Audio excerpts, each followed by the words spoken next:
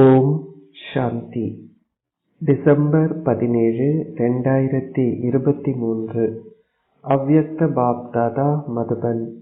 Murali original தேதி March 6, 1997.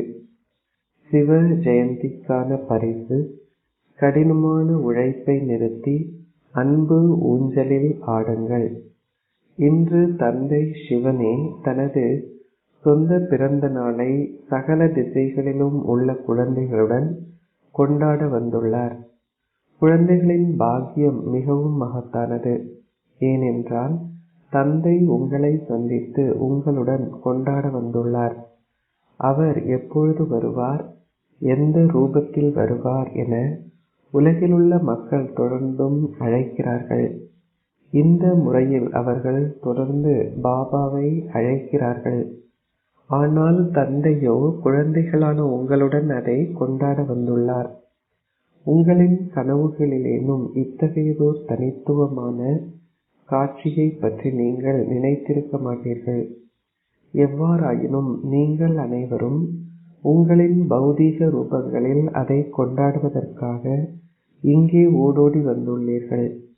தந்தை சகல திசைகளிலும் உள்ள குழந்தைகளை பார்த்து, ஆகா எனது சாலிகிராம் குழந்தைகளே, ஆகா ஆகா, பௌதீக ரூபங்களை எடுத்துள்ள எனது குழந்தைகளே, தேவதைகள் ஆகப் போகின்றவர்களே, தேவ தேவியர்கள் ஆகப் போகின்றவர்களே, ஆகா என கூறுகின்றார்.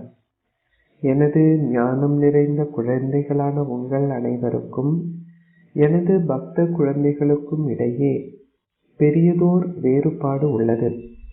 பக்தர்கள் தமது அன்பிற்கும் பக்திக்கும் பலனாக ஏதாவது தற்காலிக பலனை பெற்றதும் மிகவும் சந்தோஷப்படுகிறார்கள். அவர்கள் தொடர்ந்து ஆகா ஆகா என்ற பாடலை பாடுகிறார்கள். ஆனால் ஞானி குழந்தைகளான நீங்கள் தற்காலிக பலனை மட்டும் பெறுவதில்லை. ஆனால் நீங்கள் தந்தையிடமிருந்து முழுமையான ஆஸ்தியை பெற்று சகல உரிமைகளும் கொண்டவர்கள் ஆகின்றீர்கள். ஞானி ஆத்மாக்களான உங்களுக்கும் பக்தர்களுக்கும் இடையே பெரிய வேறுபாடு உள்ளது. பக்தர்கள் சிவ ஜெயந்தியை கொண்டாடுகிறார்கள். நீங்களும் அதை கொண்டாடுகின்றீர்கள். ஆனால் நீங்கள் அதை கொண்டாடும் முறையில் அதிக அளவு வேறுபாடு உள்ளது. நீங்கள் அனைவரும் சிவ ஜெயந்தியை கொண்டாடவே வந்துள்ளீர்கள், அப்படித்தானே? நீங்கள் அனைவரும் ஓடோடி வந்துள்ளீர்கள். சிலர் அமெரிக்காவில் இருந்தும், சிலர் லண்டனில் இருந்தும், ஆஸ்திரேலியா, ஆசியாவில் இருந்தும் வந்துள்ளீர்கள். நீங்கள் அதிக அளவு அன்புடன் இங்கே வந்துள்ளீர்கள். ஆகவே இன்று இது பாபாவின் ஜெயந்தி, அத்துடன் குழந்தைகளின் ஜெயந்தியும் ஆகும். எனவே தந்தையின் ஜெயந்திக்கும் குழந்தைகளின் ஜெயந்திக்கும் வாழ்த்துக்கள், வாழ்த்துக்கள், வாழ்த்துக்கள். குழந்தைகள் இல்லாமல் தந்தையால் இந்த பௌதிக உலகில் தனித்து எதனையும் செய்ய இயலாது. அவருக்கு குழந்தைகளின் மீது அந்த அளவு அன்பு உள்ளது. அவரால் குழந்தைகள் இல்லாமல் எதையும் செய்ய முடியாது. அவர் முதலில் குழந்தைகளை தனது கருவிகளாக்குகின்றார். பின்னர் அவரே முதுகெலும்பு ஆகின்றார்.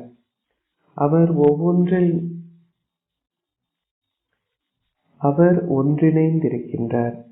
அத்துடன் கராவன்காராக குழந்தைகளான நீங்கள் அனைத்தையும் செய்ய தூண்டுகின்றார். பௌதிக உலகில் குழந்தைகள் இல்லாமல் எதையும் செய்ய அவர் விரும்புவதில்லை. குழந்தைகளான நீங்கள் அஷரீரி உலகில் தந்தையை தனியே விட்டுவிட்டு செல்கிறீர்கள். ஆம், நீங்கள் தந்தையின் அறிவுறுத்தல்களுக்கு ஏற்பவே கீழே வருகின்றீர்கள். ஆனால் பௌதீக உலகில் குழந்தைகளான நீங்கள் இல்லாமல் அவரால் இருக்க முடியாது. தந்தையுடன் குழந்தைகளான நீங்களும் நிச்சயமாக தேவைப்படுகிறீர்கள். குழந்தைகளான நீங்கள் ஒரு சத்தியத்தையும் செய்துள்ளீர்கள். நாம் உங்களுடனேயே இருப்போம், நாம் உங்களுடனேயே வீட்டிற்கு திரும்பிச் செல்வோம்.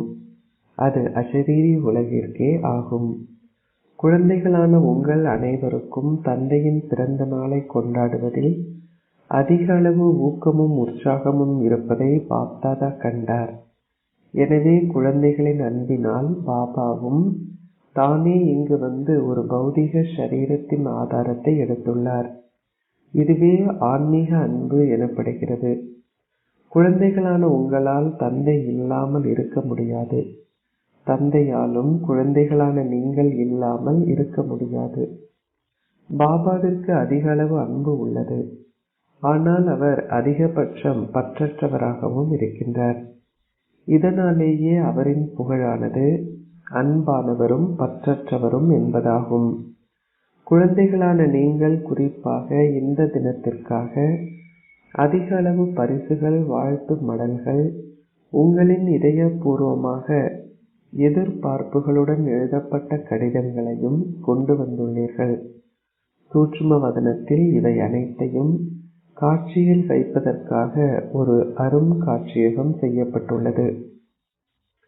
உங்களின் அருங்காட்சியகம் சேவைக்காக உருவாக்கப்பட்டுள்ளது. தந்தையின் அருங்காட்சியகம் அன்பிற்கானது. ஒவ்வொருவரும் எதை கொண்டு வந்திருக்கிறார்களோ அல்லது அனுப்பி உள்ளார்களோ அன்பு நிறைந்த அந்த பரிசுகள் அனைத்துமே பாப்தாதாவின் அருங்காட்சியகத்தில் வைக்கப்பட்டுள்ளன. அவை அனைத்தையும் பார்த்து தந்தை மிகவும் மகிழ்ச்சி அடைகின்றார். ஒரு பரிசு பெரியதாக இல்லாதிருக்கலாம், ஆனால் அது அன்பினால் நிறைந்திருக்கும் பொழுது மிக சிறியதோர் பரிசும் மிக மேன்மையானது ஆகிறது. எனவே பாப்தாதா அந்த பொருளை பார்க்கவில்லை. அவர் வாழ்த்தும் மடலின் அல்லது கடிதத்தின் கடிதாசியை பார்க்கவில்லை. ஆனால் அதில் கலந்துள்ள இதயபூர்வமான அன்பையே அவர் பார்க்கின்றார். இதனாலேயே பாபாவிடம் அன்பு அருங்காட்சியகம் ஒன்று உள்ளது என அவர் கூறினார். உங்களின் முழு உலகிலும் இதை போன்றதோர் அருங்காட்சியகம் ஒன்று கூட இல்லை. உங்களிடம் இத்தகைய அருங்காட்சியகம் உள்ளதா? உங்களிடம் இல்லைதானே? பாபா ஒவ்வொரு பரிசையும் மிகுந்த அன்புடன் பார்க்கும் பொழுது அவருக்கு முன்னால் அந்த குழந்தையின் உருவமும் தோன்றுகிறது. இத்தகைய கேமரா உங்களிடம் உள்ளதா? உங்களிடம் இல்லை அல்லவா? இந்த பரிசுகளை பார்க்கும் பொழுது பாப்தாதாவிற்கு தூய எண்ணம் ஒன்று தோன்றியது. பாபா உங்களிடம் கூறட்டுமா? நீங்கள் அதன் பின்னர் அதை செய்ய வேண்டும். நீங்கள் அதை நிறைவேற்றுவீர்களா? நீங்கள் அதற்கு தயாரா? அதை பற்றி நினைக்காதீர்கள். இந்த பரிசுகள் அனைத்தும் பாபாவை வந்தடைந்துள்ளன. ஆனால் இவற்றுடன் கூடவே பாப்தாதாவிற்கு மற்றொரு பரிசும் வேண்டும் என்ற எண்ணம் பாப்தாதாவிற்கு ஏற்பட்டது. நீங்கள் அனைவரும் வழங்கிய பரிசுகள் அனைத்தும் மிக நல்லவை. ஆனால் பாப்தாதாவிற்கு வேறு ஒன்று தேவைப்படுகிறது. எனவே நீங்கள் இந்த பரிசை கொடுப்பீர்களா? மக்கள் சிவ ஜெயந்தியை கொண்டாடும் பொழுது அவர்கள் ஏதோ ஒன்றை படைப்பார்கள். அவர்கள் தங்களை அர்ப்பணிப்பார்கள். எனவே குழந்தைகளான நீங்கள் அனைவரும் ஏற்கனவே உங்களை அர்ப்பணித்து விட்டீர்கள் என்ற எண்ணமே பாப்தாதாவிற்கு ஏற்பட்டது. நீங்கள் முற்றிலும் அனைத்தையும் அர்ப்பணித்து விட்டீர்களா? அல்லது உங்களுக்காக எதையாவது இன்னமும் வைத்திருக்கின்றீர்களா? நீங்கள் பார்த்து கொள்ள வேண்டும் என எதையாவது உங்களுக்காக வைத்திருக்கின்றீர்களா? மக்கள் இன்றைய தினத்தில் விரதமும் இருக்கிறார்கள். எனவே பாப்தாதாவிற்கும் சில நேரங்களில், அனைத்து நேரத்திலும் அன்றி சில நேரங்களில் இந்த எண்ணம் தோன்றுகிறது. தொடர்ந்து முன்னேறும் பொழுது சில குழந்தைகள் சிறிது களைப்படைந்து விடுகிறார்கள். தாம் மிக கடினமாக உழைக்க வேண்டும் என்று நினைக்கிறார்கள். சதா யோகம் செய்ய வேண்டும் என்று வரும்பொழுது அது நடக்கும் என அவர்கள் நினைக்கிறார்கள். இந்த முறையில் நீங்கள் பாப்தாதாவிற்கு நம்பிக்கையூட்டுகிறீர்கள். பாபா, கவலைப்படாதீர்கள், அது நடக்கும். எவ்வாறாயினும் குழந்தைகளான நீங்கள் களைப்படையும் பொழுது அல்லது தனிமையாக உணர ஆரம்பிக்கும் பொழுது பாபா அதை விரும்புவதில்லை. சில நேரங்களில் அவர்கள் மன விரக்தி அடைந்து, இது எனது பாக்கியத்தில் இருக்கிறதா இல்லையா என எனக்கு தெரியாது என்று நினைக்கிறார்கள். நீங்கள் சில நேரங்களில் இப்படி நினைக்கும் பொழுது பாப்தாதா அதை விரும்புவதில்லை. குழந்தைகள் கடினமாக உழைப்பதை பார்க்க பாபா சிறிதும் விரும்புவதில்லை. அதிபதிகள் கடினமாக உழைப்பதா? நீங்கள் அதிபதிகள், தந்தையின் குழந்தைகள். நீங்கள் இறைவனுக்கே அதிபதிகள் ஆவீர்கள். அப்படி இருக்கும்பொழுது ஏன் சிரமப்படுகின்றீர்கள்? பாபா இதை விரும்புவாரா? பாபா இதை பற்றி கேட்பதற்கே விரும்புவதில்லை. எனவே பாபாவிற்கு இந்த எண்ணம் தோன்றியது. நீங்கள் பிறந்த நாள் பரிசுகளை கொடுப்பதைப் போல் ஏன் குழந்தைகள் இன்று ஒரு பரிசை கொடுக்கக்கூடாது? எவ்வாறாயினும் பௌதிகமான பரிசுகளை சூட்சும வதனத்திற்கு கொண்டு வர முடியும். ஆனால் அந்த பரிசுகளை அசரீரி உலகிற்கு கொண்டு வர முடியாது. எண்ணங்களால் ஆன பரிசுகள் மட்டுமே அங்கே சென்றடையும். எனவே இன்று ஒவ்வொரு குழந்தையிடமிருந்தும் ஒரு பரிசை பெற்றுக்கொள்ள வேண்டும் என்ற எண்ணம் பாப் தாதாவிற்கு ஏற்பட்டது. பாபா இவற்றை எடுத்துக்கொள்ளட்டுமா? நீங்கள் ஒவ்வொருவரும் இந்த பரிசை கொடுப்பீர்களா? மதுபனில் என்ன நடந்ததோ அதை மதுபனிலேயே விட்டுவிடுவோம். ஏனென்றால் எமது தேசத்தில் இருக்கும் அனைத்தும் இந்த தேசத்தை சார்ந்தவை என நீங்கள் கூறுவீர்களா? நீங்கள் இப்படி செய்ய மாட்டீர்கள் தானே? சில குழந்தைகள் மிகவும் கெட்டிக்காரர்கள் ஆகியுள்ளார்கள். நீங்கள் பாபாவிடம் என்ன கூறுகிறீர்கள்? அது திரும்பி வருவதை நாங்கள் விரும்பவில்லை. ஆனால் அதுவாகவே வந்து அது திரும்பி வருகிறது. அது திரும்பி வந்தால் நீங்கள் ஏன் அதை ஏற்றுக்கொள்கிறீர்கள்? அது திரும்பி வந்தது சரி. எவ்வாறாயினும் நீங்கள் விரும்பாத ஒன்றை எடுத்துக்கொள்ளும்படி யாராவது உங்களை வற்புறுத்தினால் நீங்கள் அதை ஏற்றுக்கொள்வீர்களா? அல்லது அதை திருப்பிக் கொடுப்பீர்களா? நீங்கள் அதை திருப்பிக் கொடுப்பீர்கள் தானே? அப்படியென்றால் ஏன் நீங்கள் அதை ஏற்றுக்கொள்கிறீர்கள்? மாயை உங்களிடம் அதை திரும்பவும் கொண்டு வருவாள். ஆனால் நீங்கள் அதை ஏற்றுக்கொள்ளக்கூடாது. உங்களுக்கு இத்தகைய தைரியம் இருக்கிறதா? அதை கவனமாக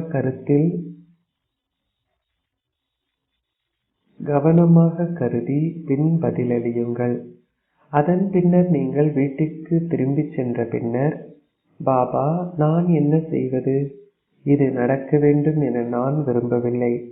ஆனால் அது திரும்பவும் வருகிறது என்று கூறாதீர்கள். நீங்கள் இத்தகைய கடிதங்களை எழுத மாட்டீர்கள் தானே? இல்லை. உங்களின் தைரியத்தை பேணி பாபாவின் உதவியை பெற்றுக்கொள்ளுங்கள். உங்களின் தைரியத்தை கைவிட்டு பின்னர் பாபாவின் உதவி கிடைக்கிறதா இல்லையா என பார்க்காதீர்கள். எப்பொழுது தேவை ஏற்படுகிறதோ உங்களின் தைரியத்தை பேணுவதன் மூலம் பாபா நிச்சயமாக உதவி செய்வார் என்பதையும், நீங்கள் தொடர்ந்து உதவியை பெறுவீர்கள் என்பதையும் நீங்கள் அனைவரும் அனுபவம் செய்துள்ளீர்கள். இதற்கு உத்தரவாதம் உள்ளது. உங்களின் தைரியம் இருக்க வேண்டும். அதன் பின்னர் பாபாவின் உதவி கிடைக்கும். எனவே ஏற்பட்ட எண்ணம் என்ன? பாபா உங்கள் அனைவருடைய முகங்களையும் பார்த்து உங்களிடம் தைரியம் இருக்கிறதா இல்லையா என பார்க்கின்றார். உங்கள் அனைவரிடமும் தைரியம் உள்ளது. ஏன்? உங்களிடம் தைரியம் இல்லாது விட்டால் நீங்கள் பாபாவிற்கு சொந்தமாக ஆகியிருக்க மாட்டீர்கள். நீங்கள் இப்பொழுது பாபாவிற்கு சொந்தமானவர்கள். உங்களுக்கு தைரியம் உள்ளது என்பதையே அது நிரூபிக்கிறது. நீங்கள் சிறியதோர் தவற்றை செய்துள்ளீர்கள். அதாவது தேவைப்படும் நேரத்தில் நீங்கள் தைரியத்தை கொண்டிருக்க மறந்து விடுகிறீர்கள். ஏதாவது நடந்த பின்னர் அந்த சூழ்நிலை கடந்து சென்றதும் நீங்கள் உங்களின் தைரியத்தையும் உங்களுக்கு கிடைக்கும் உதவியையும் பற்றி நினைவு செய்கிறீர்கள். சரியான நேரத்தில் தேவைக்கு ஏற்ப சகல சக்திகளையும் பயன்படுத்தக்கூடியதாக இருப்பதே ஞானி ஆத்மாவாகவும் ஒரு யோகி ஆத்மாவாகவும் இருப்பது எனப்படுகிறது. பாப் தாதா ஒரு விஷயத்தை குறித்து மிகவும் மகிழ்ச்சி அடைகின்றார். அது என்னவென்று உங்களுக்கு தெரியுமா? கூறுங்கள். பலர் கூறினார்கள், நீங்கள் அனைவரும் கூறுவது சரியே. ஆனால் பாப்தாதாவின் எண்ணம் வேறொன்றாக இருக்கிறது. நீங்கள் கூறுவது அனைத்துமே மிகவும் ஆழமானவை. ஏனென்றால் நீங்கள் அனைவரும் ஞானம் நிறைந்தவர்கள் ஆகியுள்ளீர்கள் தானே. சில குழந்தைகள் தாம் 108 ஒருவர் ஆவோம் என்று குறிப்பிட்டு கடிதங்களையும் வாழ்த்து மடல்களையும் அனுப்பியிருப்பதை பார்த்து பாப்தாதா மகிழ்ச்சி அடைகின்றார். பலர் தமது பெயர்களை அனுப்பியிருப்பதனால் 108 மாலையானது 5 இழைகளுடன் தயாரிக்க வேண்டும் என்ற எண்ணம் பாப்தாதாவிற்கு ஏற்பட்டது. நாம் 5, 6, 7 அல்லது 8 இழைகளை கொண்டியதோர் மாலையை உருவாக்குவோம். உங்களுக்கு இந்த எண்ணம் ஏற்பட்டதுடன் இந்த லட்சியத்தையும் வைத்திருப்பது மிகவும் நல்லதே. எவ்வாறாயினும் இந்த எண்ணத்தை தொடர்ந்து அவ்வப்போது உறுதியாக்கிக் கொள்ளுங்கள். அதை பின்னடைய அனுமதிக்காதீர்கள். மாயை வந்தால் என நீங்கள் சொல்ல மாட்டீர்கள் தானே. நான் அதற்குள் வருவேனா இல்லையா என எனக்கு தெரியவில்லை. நான் மாலையில் ஒரு மணி ஆகுவேனா இல்லையா என கூறாதீர்கள். எனக்கு தெரியாது, எனக்கு தெரியாது என கூறாதீர்கள். நீங்கள் 108 மணி மாலைக்குள் ஒருவர் ஆகுவீர்கள் என்பதை இப்பொழுது அறிவீர்கள். தொடர்ந்து அந்த எண்ணத்தை திட சங்கற்பத்தினால் முத்திரையிடுங்கள். ஆமாம், என்னதான் நடந்தாலும் நான் இந்த மாலையில் ஒருவர் ஆக வேண்டும். எனது நம்பிக்கை ஆட்டி அசைக்க முடியாதது. இத்தகைய ஆட்டி அசைக்க முடியாத நம்பிக்கை உங்களுக்கு இருக்கிறதா? உங்களை அசைக்கும்படி பாபா மாயையை உங்களிடம் அனுப்பட்டுமா? வேண்டாமா? உங்களுக்கு பயமா? நீங்கள் மாயையை பார்த்து பயப்படுகின்றீர்கள். மாயையும் உங்களை பார்த்து பயப்படுகின்றாள். உங்களின் எந்த கதவுகள் திறந்துள்ளன என உங்களின் கதவுகளை மாயை பார்க்கின்றாள். இந்த கதவு திறந்துள்ளது, அந்த கதவு திறந்துள்ளது. அவர் தொடர்ந்து திறந்திருக்கும் கதவுகளையே பார்க்கின்றாள். எனவே நீங்கள் ஏன் பயப்படுகின்றீர்கள்? மாயை என்பது எதுவுமே இல்லை.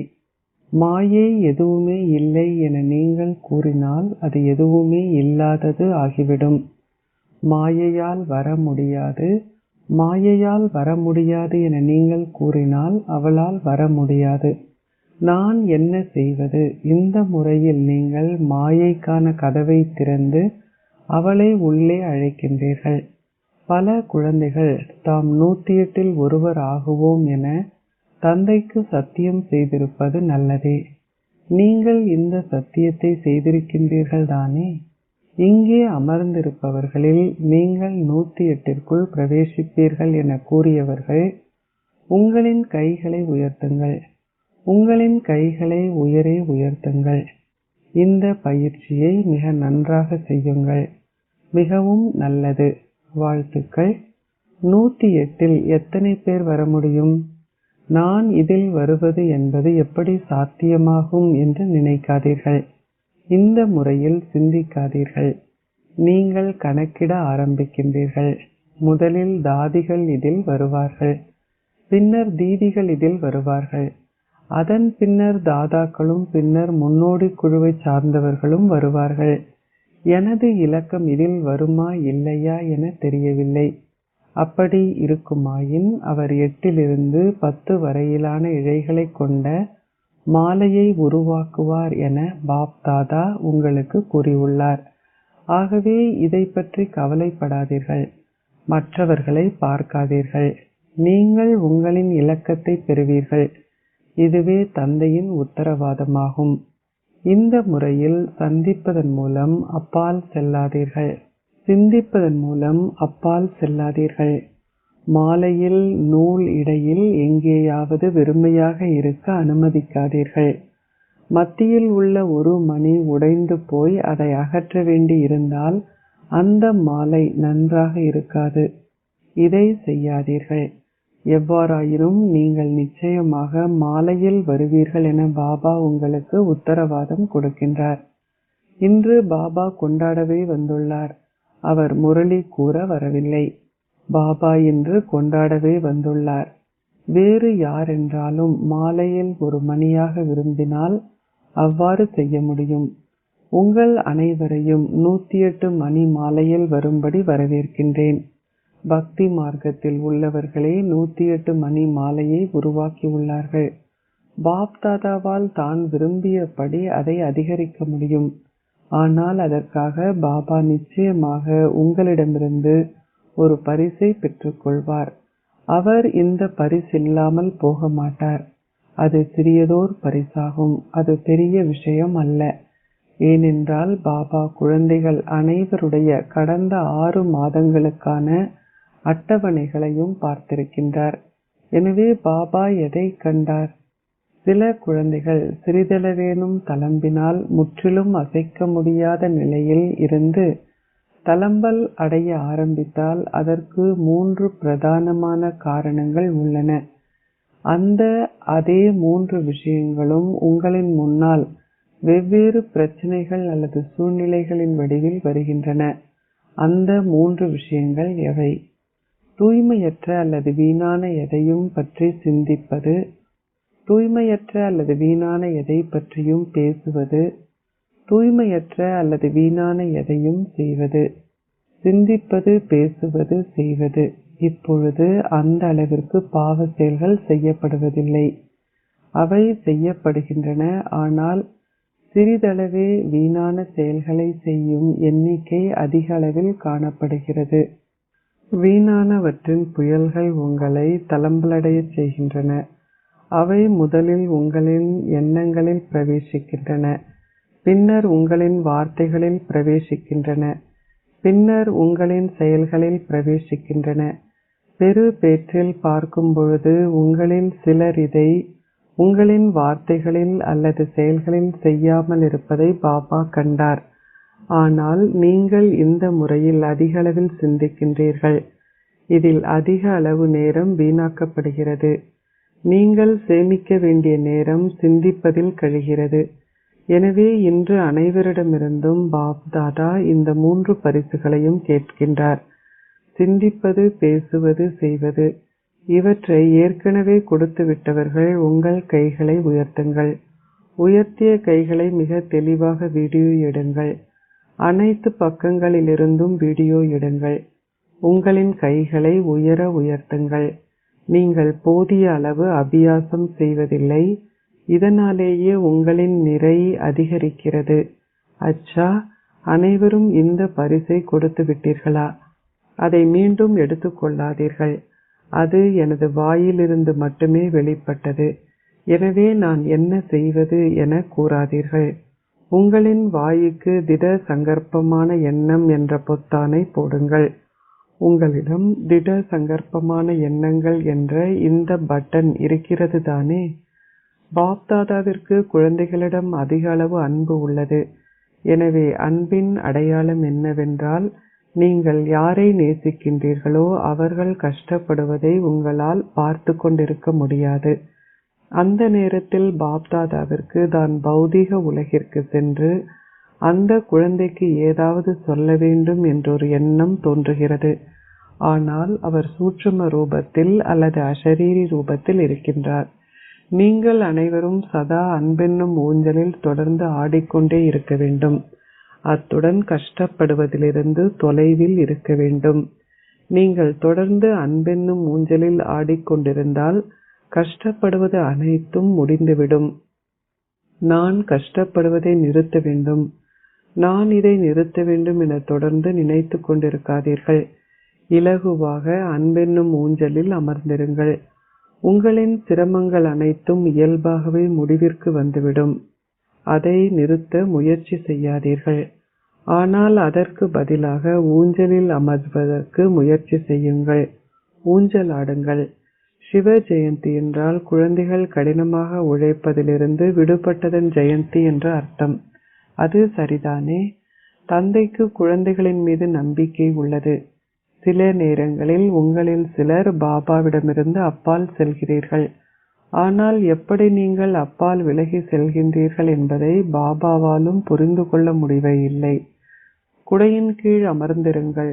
பிராமண வாழ்க்கை என்றால் பாபாவுடன் ஊஞ்சலாடுதல் என்று அர்த்தம், மாயையுடன் அல்ல. மாயையும் உங்களை ஊஞ்சலாட வைக்கின்றாள். அமிர்த வேளையில் எப்படி மாயை உங்களை ஊஞ்சலாட்டுகின்றாள் என பாருங்கள். சூட்சும வதனத்திற்கு வருவதற்கு பதிலாக, அஷரீரி உலகிற்கு வருவதற்கு பதிலாக நீங்கள் நித்ரா தாமத்திற்கு சென்று விடுகிறீர்கள். யோகம் உங்களை இரட்டை லைட்டாக ஆக்கும் என சொல்லப்படுகிறது. ஆனால் அதற்கு பதிலாக உங்களின் தலை பாரமாகி விடுகிறது. எனவே மாயையும் உங்களை ஊஞ்சலாட வைக்கின்றாள். ஆனால் மாயையின் ஊஞ்சல்களில் ஆடாதீர்கள். நீங்கள் அரை கல்பமாக அந்த ஊஞ்சல்களிலேயே ஆடிக்கொண்டிருந்தீர்கள். நீங்கள் அனைவரும் மாயையின் ஊஞ்சல்களில் ஆடுவதை அனுபவம் செய்துள்ளீர்கள் தானே. நீங்கள் எதை பெற்றீர்கள்? நீங்கள் எதையாவது பெற்றீர்களா? நீங்கள் களைப்படைந்தீர்கள். இப்பொழுது தொடர்ந்து அதீந்திரிய சுகம் என்ற ஊஞ்சலில் ஆடுங்கள். சந்தோஷ ஊஞ்சலில் ஆடுங்கள். சகல சக்திகளின் அனுபவம் என்ற ஊஞ்சலில் ஆடுங்கள். உங்களிடம் பல ஊஞ்சல்கள் உள்ளன. இங்கிருக்கும் இளவரசர்களும் இளவரசிகளிடம் கூட அந்த அளவு ஊஞ்சல்கள் கிடையாது. நீங்கள் விரும்பிய ஊஞ்சலில் ஆடுங்கள். ஒரு கணம் அன்பென்னும் ஊஞ்சலில் ஆடுங்கள். ஒரு கணம் ஆனந்தம் என்ற ஊஞ்சலில் ஆடுங்கள். ஒரு கணம் ஞானம் என்னும் ஊஞ்சலில் ஆடுங்கள்.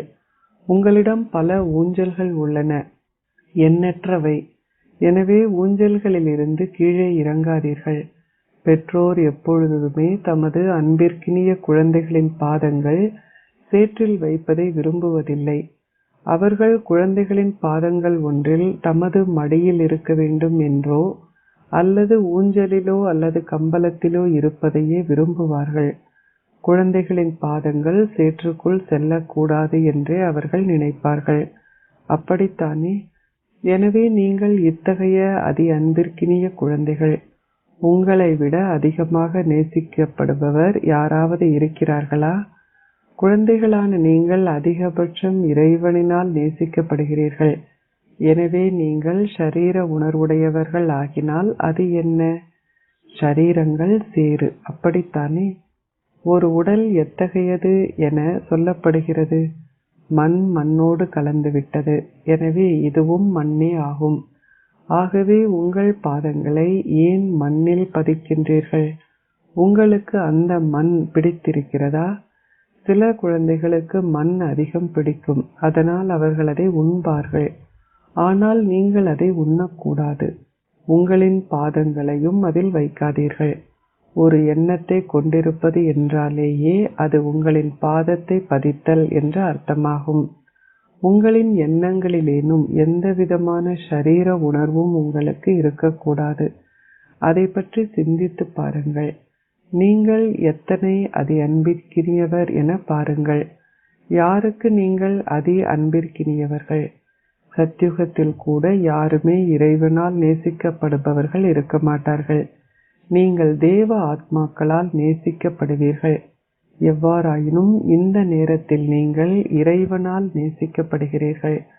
பாப் தாதா குழந்தைகள் தமது தைரியம் என்ற கைகளை கொடுத்தமைக்காக நன்றி கூறுகின்றார். சுக்ரியா, தன்யவாத். அச்சா. தந்தை சிவனுடன் சிவ ஜெயந்தியை கொண்டாடும் சகல திசைகளிலும் உள்ள அதிகபட்ச பாக்கியசாலி குழந்தைகளுக்கும் இத்தகைய பல மில்லியன் மடங்கு, உண்மையில் பல மில்லியன் என்பது எதுவுமே இல்லை. மிக பெரும் இலக்கத்தை நீங்கள் கூறினாலும் அது மிக சிறியதே. இத்தகைய மகத்தான பாக்கியசாலி ஆத்மாக்களுக்கும் பாபாவின் வழிகாட்டல்களை பின்பற்றுவதுடன் தமது அடிகளை பாபாவின் பாத சுவடுகளில் வைக்கும் பாபாவின் நெருக்கமான அன்பான குழந்தைகளுக்கும் சதா அதிபதி என்ற அசைக்க முடியாத ஆசனத்தில் அமர்ந்திருக்கும், அதனால் எதிர்கால சிம்மாசனத்தை பெற்றுக்கொள்ளும் மேன்மையான ஆத்மாக்களுக்கும் சதா களிப்பூட்டும் ஊஞ்சல்களில் பாப்தாதாவுடன் சதா ஊஞ்சலாடுவதுடன் தந்தையுடன் வீடு திரும்புபவர்களுக்கும் பாப்தாதாவின் சகப்பாடி குழந்தைகளுக்கும் பாப் தாதாவின் பிறந்த நாளில் வாழ்த்துக்களும் அன்பும் நினைவுகளும். அத்துடன் அதிபதிகள் அனைவருக்கும் பாபாவிடமிருந்து நமஸ்தே. ஆசீர்வாதம். நீங்கள் சகல பேறுகளாலும் நிரம்பியவராகி உங்களின் பிராமண வாழ்க்கையில் கடினமாக உழைப்பதிலிருந்து சதா விடுபட்டவராக இருப்பீர்களாக. இந்த பிராமண வாழ்க்கையில் அருள்பவர், பாக்கியத்தை அருள்பவர், ஆசீர்வாதங்களை அருள்பவர் என்ற 3 உறவு முறைகளால் நீங்கள் நிரப்பப்படுகின்றீர்கள். அதனால் எந்தவிதமான முயற்சியும் செய்யாமல் நீங்கள் ஆன்மீக மகிழ்ச்சியுடன் இருக்கின்றீர்கள். தந்தையை அருள்பவரின் ரூபத்தில் நினைவு செய்யுங்கள். உங்களுக்கு ஆன்மீக உரிமைகளை கொண்டிருக்கும் போதை இருக்கும். ஆசிரியரின் ரூபத்தில் அவரை நினைவு செய்யுங்கள். இறை மாணவராக இருக்கும் பாக்கியத்தின் போதை உங்களுக்குள் இருக்கும். சத்குரு ஒவ்வொரு கணமும் ஆசீர்வாதங்களுடன் உங்களை அசையச் செய்கின்றார். நீங்கள் செய்யும் அனைத்திற்குமான மேன்மையான வழிகாட்டல்கள் ஆசீர்வாதங்களை அருள்பவரிடமிருந்து பெறப்படும் ஆசீர்வாதங்கள் ஆகும். இந்த பேறுகள் அனைத்தினாலும் நிரம்பியவராகுங்கள். கடினமாக உழைப்பதிலிருந்து நீங்கள் விடுபடுவீர்கள்.